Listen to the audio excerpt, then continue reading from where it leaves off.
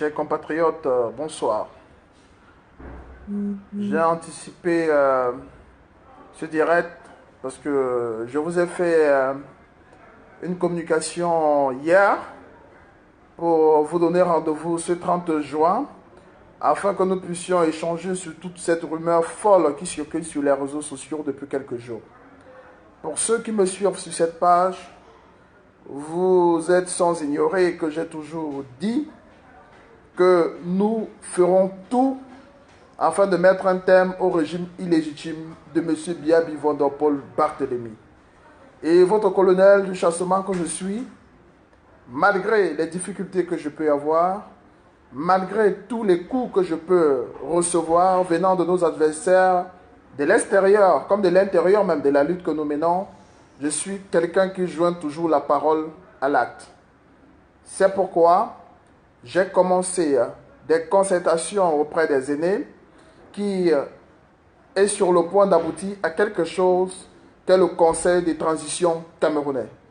Je ne l'ai jamais caché. Je ne vous le cache pas. Ça a toujours été mon vœu et nous irons jusqu'au bout.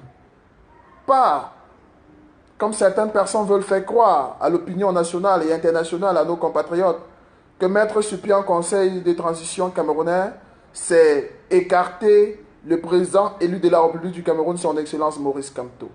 S'il y a une chose dont je peux me prévaloir, c'est la fidélité. Je suis quelqu'un de fidèle.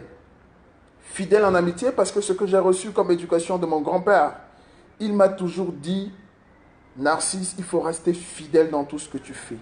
La trahison ne doit jamais venir de toi, mais laisse que la trahison vienne de tes amis.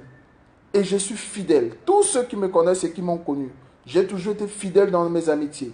Que ce soit des amitiés avec des amitiés en relation publique, que ce soit même dans ma vie privée, j'ai toujours été fidèle en amitié.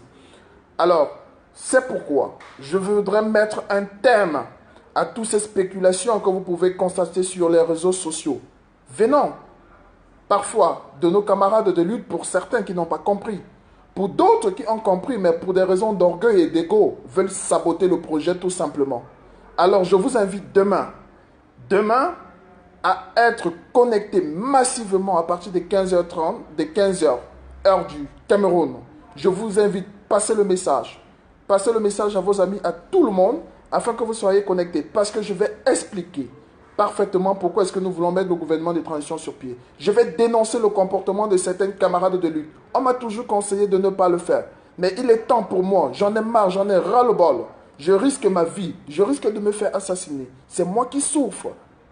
Et je ne pense pas que ceux qui sont en Europe, ceux qui sont aux États-Unis, ceux qui sont partout, et je ne pense pas que certains parmi eux ont subi la moitié de ce que je subis aujourd'hui. Alors, si nous avons du respect pour certaines personnes, ils ne sont pas bien placés pour nous donner des leçons de morale.